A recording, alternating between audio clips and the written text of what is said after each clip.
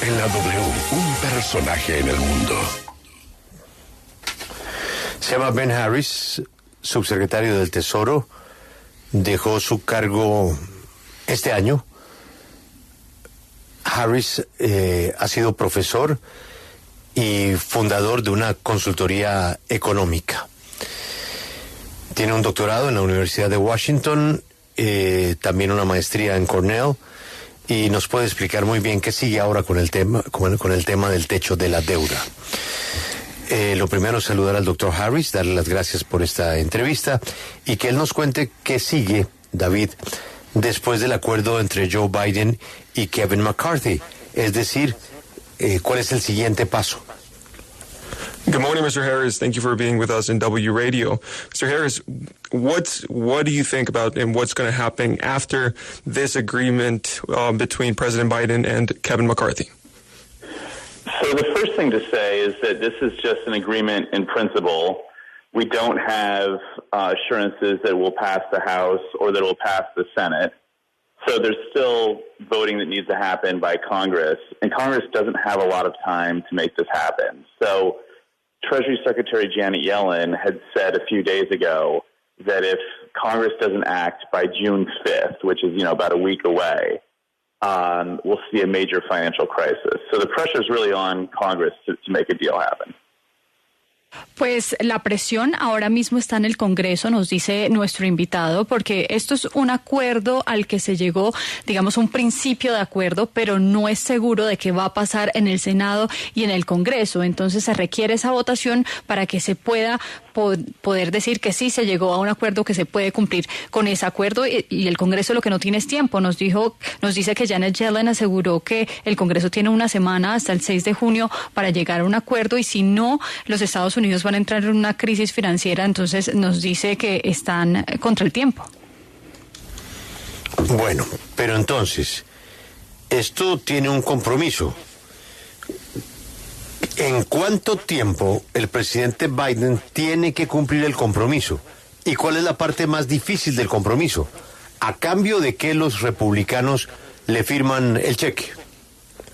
How much time does Biden have for this agreement? Because this is a real agreement that they're going to. And what is the Republican Party looking forward to with this agreement?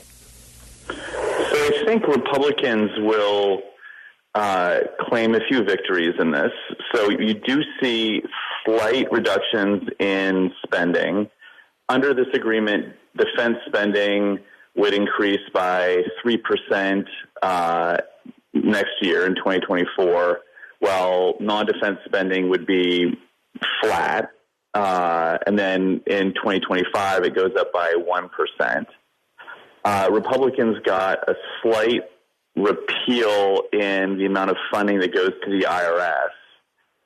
So there's $20 billion less going to the IRS. Now that costs the government money because that means that tax cheats are paying more in their taxes.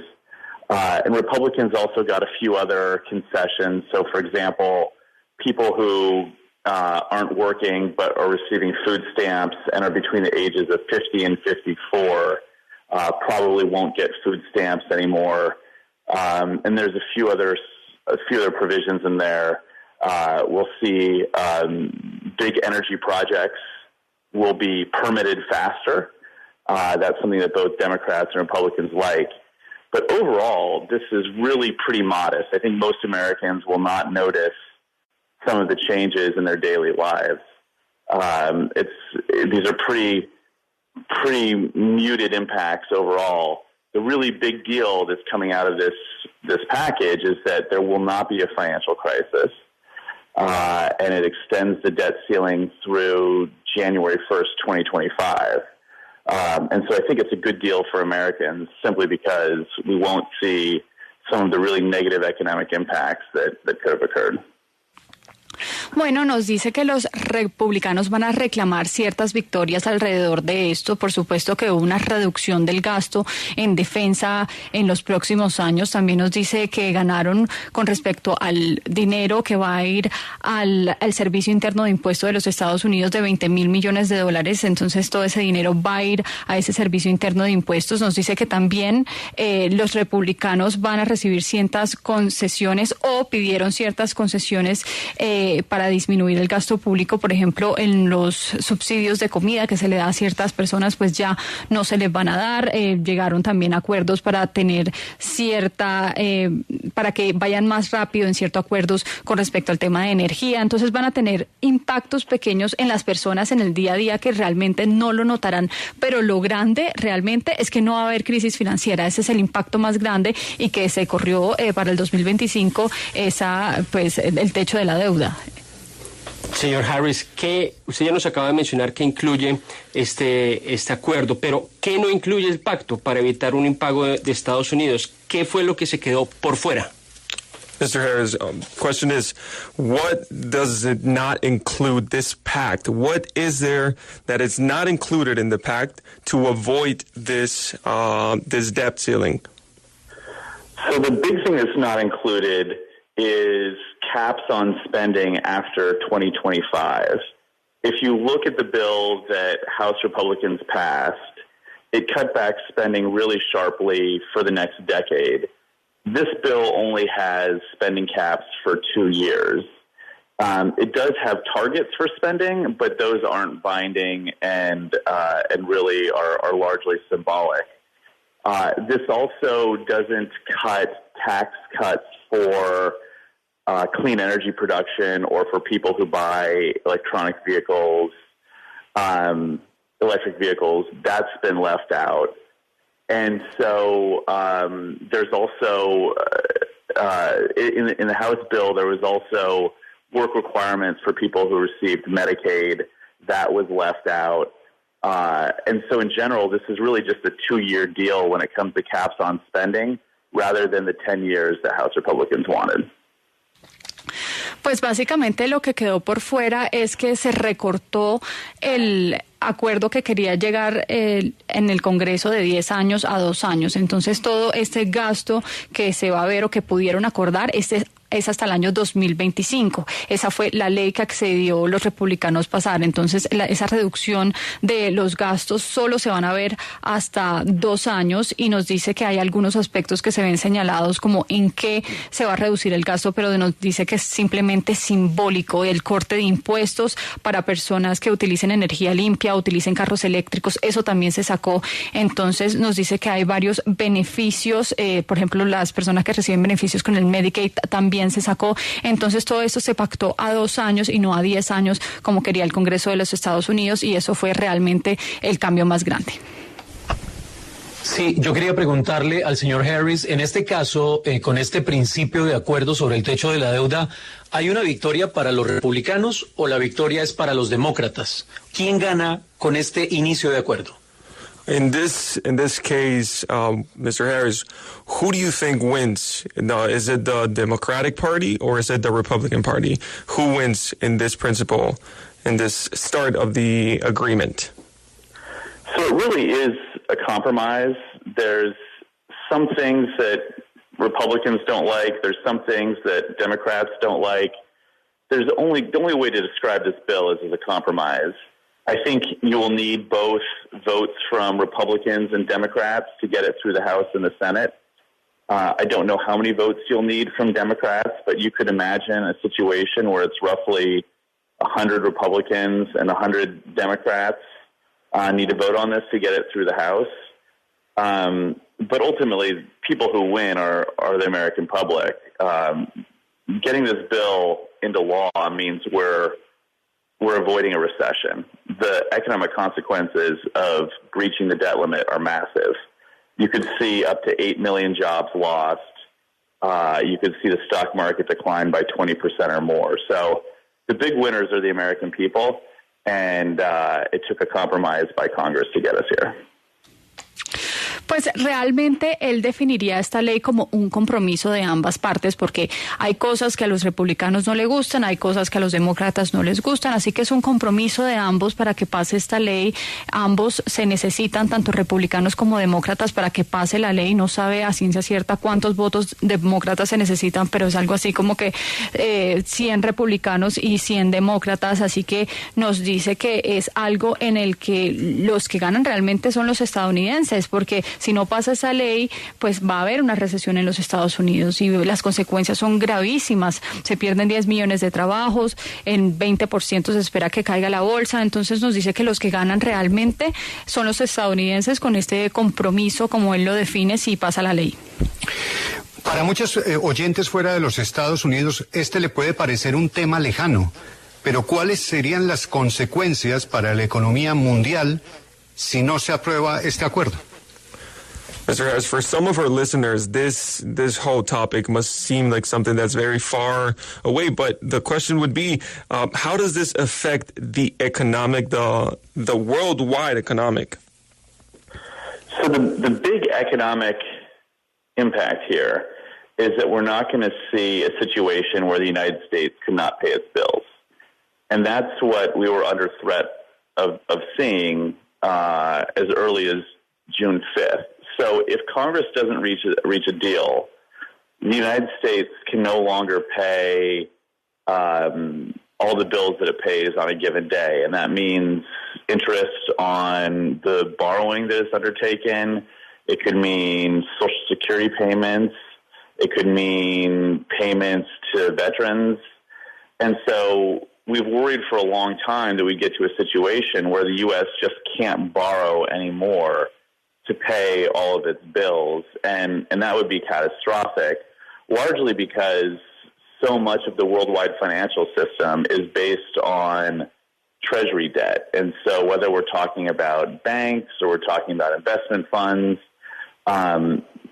treasury debt really underlies the whole worldwide financial system. And if treasury can't make payments, you would see something that looks a lot like 2008. And I think we all saw how problematic that was when we had a financial crisis. So I think that you're right. This feels very far away from most people's lives.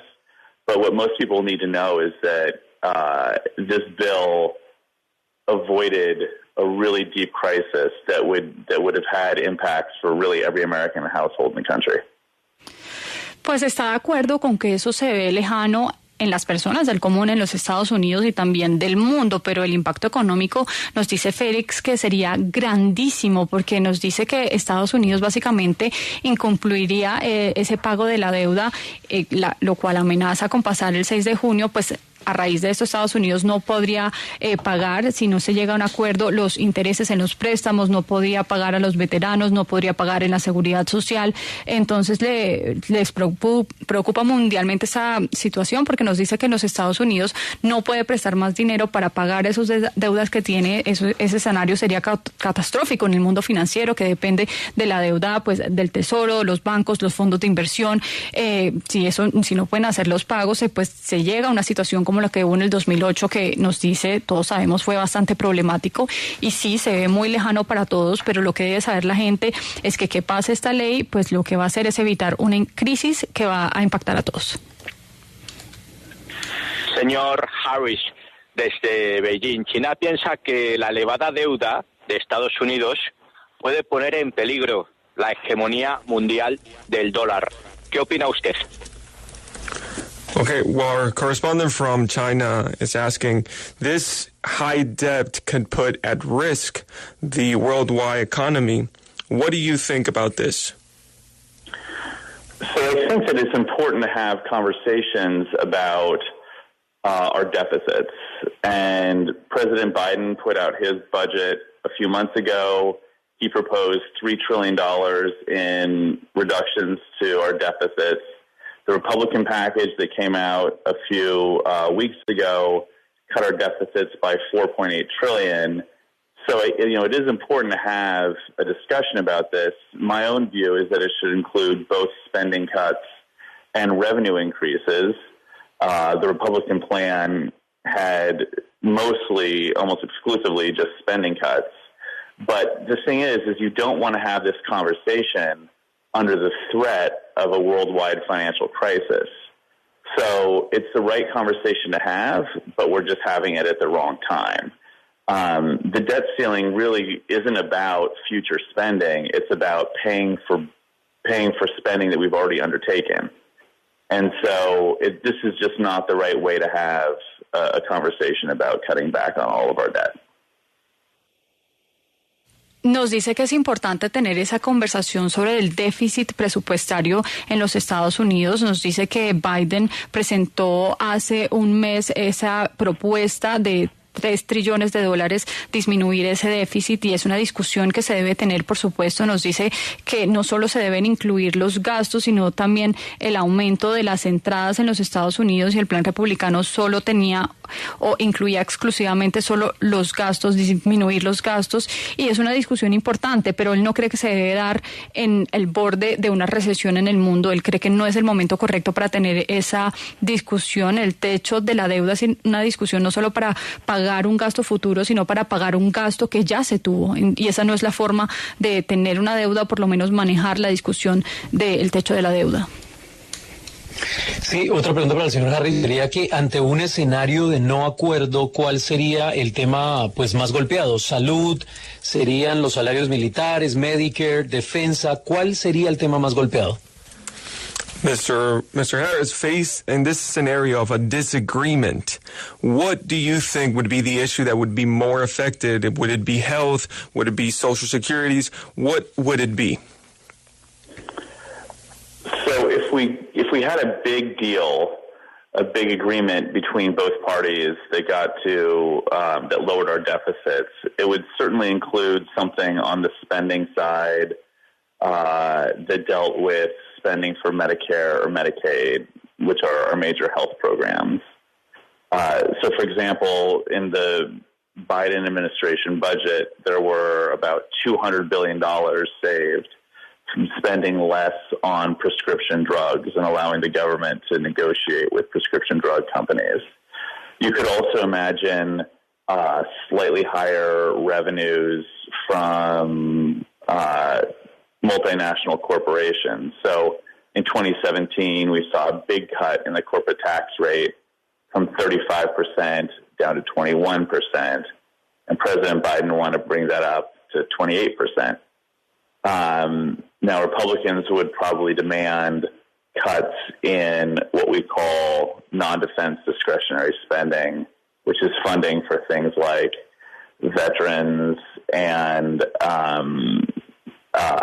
food stamps and investments in research. So there would have to be a compromise. But I think that the two big places to look are spending on prescription drugs and on slightly higher revenues.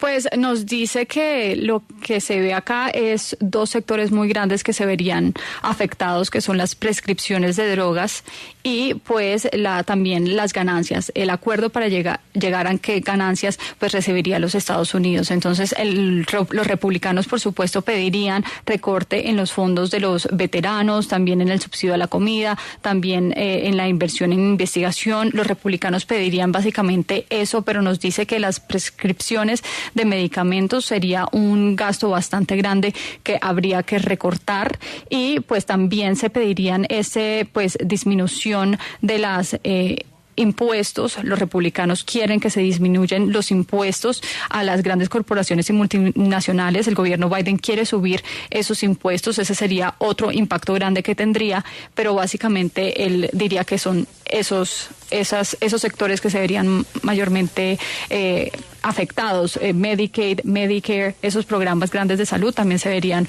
muy disminuidos.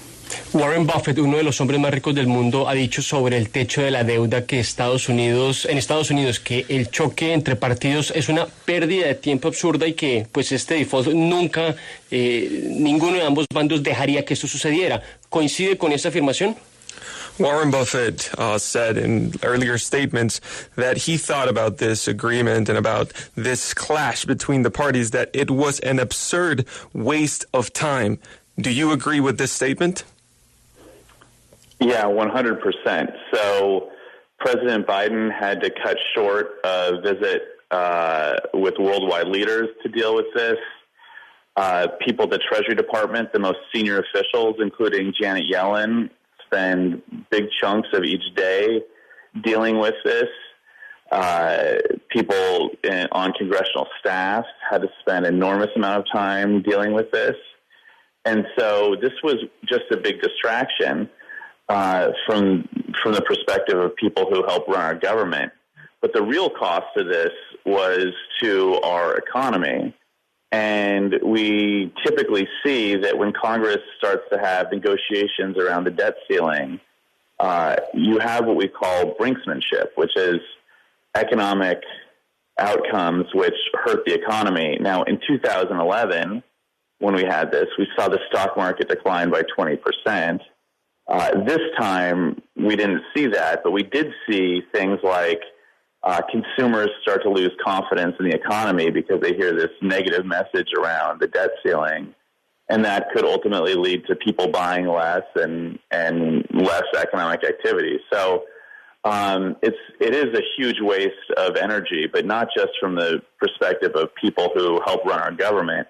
There is a real cost to the U.S. economy and to American households, and it's all completely unnecessary. Well, Mr. Ben Harris, thank you so much for your time in W Radio. It's been a pleasure having you today in our show. Thank you so much. I appreciate it.